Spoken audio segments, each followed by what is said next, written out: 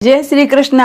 आज हम पुत्रदा एकादशी कब है, कैसे की जाती है और उनकी कथा सुनेंगे। श्री कृष्ण भगवान ने की जय। साल में 2 बार पुत्रदा एकादशी मनाई जाती है। पो और सावन महीने के शुक्ल पक्ष की 11वीं तिथि के दिन सावन पुत्रदा एकादशी 15 अगस्त 2024 को है और इसको व्रत रखा जाएगा। संतान सुख, बच्चे के अच्छे स्वास्थ्य, तरक्की और खुशहाली के लिए हिंदू धर्म में कई व्रत रखे जाते हैं। इन्हीं में से एक है सावन पुत्रदा एकादशी व्रत। अपने नाम स्वरूप ये एकादशी व्रत पुत्र प्राप्ति की कामना के लिए किया जाता है। मान्यता है इसे व्रती की शून्य गोद जल्दी भर जाती है, पुत्र पाने की इच्छा पूरी होती है। इस सावन पुत्रदा एकादशी 27 अगस्त को ही मनाई जाएगी और सावन पुत्रदा एकादशी के व्रत का मुहूर्त भी सही समय पर बताएंगे। पुराणों के अनुसार एकादशी के व्रत मुख्य तौर पर 24 घंटे के लिए ही किया जाता है, अर्थात एकादशी के दिन सूर्योदय से द्वादशी के सूर्योदय तक इस दिन निराहार व्रत रखने का विधान है। एकादशी व्रत नियमों के अनुसार 10वीं तिथि को संध्या समय से अनाज का सेवन नहीं करना चाहिए। मान्यता है इसे एकादशी व्रत शुरू करने पर पेट में अन्न का कोई अवशेष नहीं रहना चाहिए। व्रती पूरे तरह से साफ सुथरा सही होना चाहिए। मान्यता अनुसार कई लोग इसे निर्जल भी करते हैं। भगवान विष्णु एवं माता लक्ष्मी की मूर्ति या चित्र, पूजा की चौकी, विष्णु जी की मूर्ति, पंचामृत, केसर, गंगाजल, पीला कपड़ा, आम के पत्ते, कलश, केला, पीले वस्त्र, पीले फूल, इलायची, तुलसी दल, पान, इत्र, आंवला, तिल, मिठाई, कुमकुम, हल्दी, धूप पाने वाली नारियल, पीला चंदन और पुस्तक, मूली, लौंग, सुपारी, कपूर पंचमेवा पूजा के अंदर रखना चाहिए। एकादशी के दिन सूर्योदय से पूर्व स्नान के बाद सूर्यदेव को जल चढ़ावे, व्रत का संकल्प ले, पूजा स्थान पर गंगा जल छिड़कर जगह को पवित्र करे। अब पूजा की चौकी पर पीला कपड़ा बिछाए, चौकी पर विष्णु जी की मूर्ति पूर्व दिशा में स्थापित करे, दाएं और कलश पर मौली बांधकर उसे स्थापित करे, उस पर लाल कपड़ा बांधे, उसकी पूजा करे, विष्णु जी को पंचामृत गंगा जल से अभिषेक करे, फिर पीले वस्त्र पहनाए, हल्दी, कुमकुम, चंदन, इत्र आदि पूजन सामग्री में अर्पित करे, मीठे का भोग लगावे, उसमें तुलसी दस जरूर रखे, पुत्रदा एकादशी की कथा सुने। पुत्रदा एकादशी की कथा सुनने से ही व्रत पूरा सफल होता है। और आरती करे, आरती के बाद जरूरतमंदों को अन्न, वस्त्र, प्रसाद आदि का वितरण करे। दूसरे दिन ब्राह्मणों को भोजन कराए और शुभ मुहूर्त में ही व्रत का पारण करे। पुराणों में कहा गया है जब तक पुत्र माता पिता का अंतिम संस्कार नहीं करता उनकी आत्मा को मोक्ष नहीं मिलता है। सावन पुत्रदा एकादशी का व्रत पुत्र प्राप्ति के लिए बहुत ही शुभ फलदायी माना गया है। कई बार ग्रह पितृ दोष के कारण संतान सुख नहीं मिल पाता, लेकिन सावन पुत्रदा एकादशी व्रत के प्रभाव से ये समस्त दोष खत्म हो जाते हैं और व्यक्ति भौतिक सुख प्राप्त करता है। एकादशी व्रत के दिन व्रती को सुबह देर तक सोना नहीं चाहिए। दोपहर और रात्रि में भी जागरण करे, विष्णु जी की भक्ति में लीन रहे। एकादशी के दिन मन और कर्म में शुद्धता बनाए रखे, ब्रह्मचर्य का पालन करे, किसी को अपशब्द न बोले, मन में भी बुरे विचार न लाए, क्रोध न करे। एकादशी व्रत के दिन चावल खाना बनाना दोनों ही वर्जित है, इससे पाप के भागी बनते हैं। इस दिन घर में सात्विक भोजन ही बनाना चाहिए। व्रती को निराहार व्रत रखकर पूर्ण करना चाहिए। एकादशी व्रत के दिन तुलसी में जल न चढ़ाए। इस दिन तुलसी माता विष्णु जी के लिए निर्जल व्रत रखती है।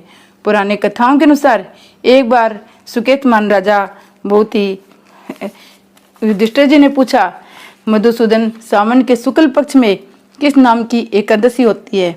कृपया मेरे सामने उसका वर्णन कीजिए। भगवान श्री कृष्ण बोले, राजन, प्राचीन काल की बात है। द्वापर युग का प्रारंभ का समय था।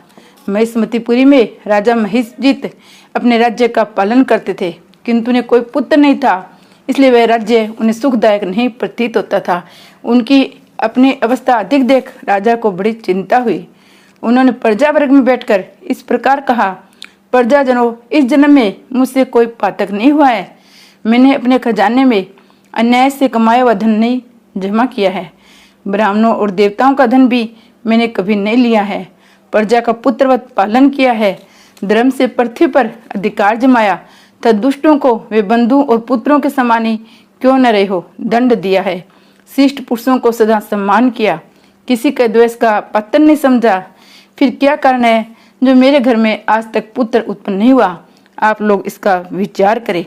राजा के ये वचन सुनकर प्रजा और पुरोहितों के साथ ब्राह्मणों ने उनके हित का विचार करके गहन वन में प्रवेश किया। राजा का कल्याण चाहने वाले वे सभी लोग इधर उधर घूमकर ऋषि सेवित आश्रमों की तलाश करने लगे। इतने में मुनि श्रेष्ठ लोमस का दर्शन हुआ।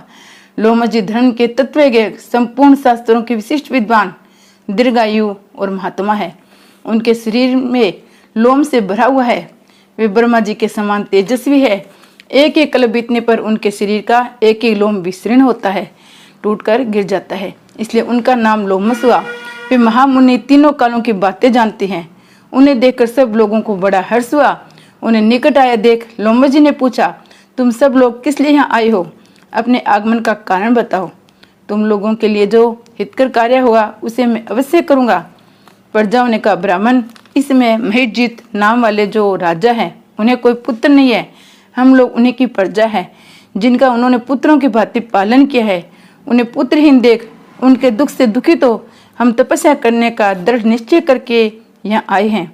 द्विजोत्तम राजा के भाग्य से इसमें हमें आपके दर्शन मिल गए हैं। महापुरुषों के दर्शन से ही मनुष्यों के सब कार्य सिद्ध हो जाते हैं। हे मुने, अब हमें उस उपाय का उपदेश कीजिए जिससे राजा को पुत्र की प्राप्ति हो। उनकी बात सुनकर महर्षि लोमस 2 घड़ी तक ध्यान मग्न हो गए। तत्पश्चात राजा के प्राचीन जन्म का वृत्तांत जानकर उन्होंने कहा, हे प्रजावृंदो सुनो। राजा महिजीत पूरे जन्म में मनुष्यों को चूसने वाला धनहीन वैश्य था। वह वैश्य गांव गांव घूमकर व्यापार किया करता था। एक दिन जेठ के शुक्ल पक्ष में 10वीं तिथि को जब दोपहर का सूर्य तप रहा था, वह गांव की सीमा में एक जलाशय पर पहुंचा। पानी से भरी हुई बावली देखकर वैश्य ने वहां जल पीने का विचार किया। इतने में ही वहां बछड़े के साथ एक गौ भी आ पहुंची। वह प्यास से व्याकुल और ताप से पीड़ित थी, अतः बावली में जाकर जल पीने लगी। वैश्य ने पानी पीती हुई गाय को हाहाकार दूर हटा दिया और स्वयं पानी पिया। उसी पाप कर्म के कारण राजा इसमें पुत्रहीन हुए हैं। किसी जन्म के पुण्य से इन्हें एक कंटक राज्य की प्राप्ति हुई है। प्रजाओं ने कहा, हे मुने, पुराणों में सुना जाता है कि प्रायश्चित रूप पुण्य से पाप नष्ट हो जाते हैं, अतः पुण्य का उपदेश कीजिए जिससे उस पाप का नाश हो जाए। लोमस जी ऋषि बोले, हे प्रजाजनों, सावन मास के शुक्ल पक्ष में जो एकादशी होती है वह पुत्रदा के नाम से विख्यात एकादशी है। वह मनवांछित फल प्रदान करने वाली है। तुम लोग उसी का व्रत करो। ये सुनकर प्रजाओं ने मुनि को नमस्कार किया और नगर में आकर विधि पूर्वक पुत्रदा एकादशी के व्रत का अनुष्ठान किया। उन्होंने विधि पूर्वक जागरण भी किया। उसका निर्मल पुण्य राजा को दे दिया।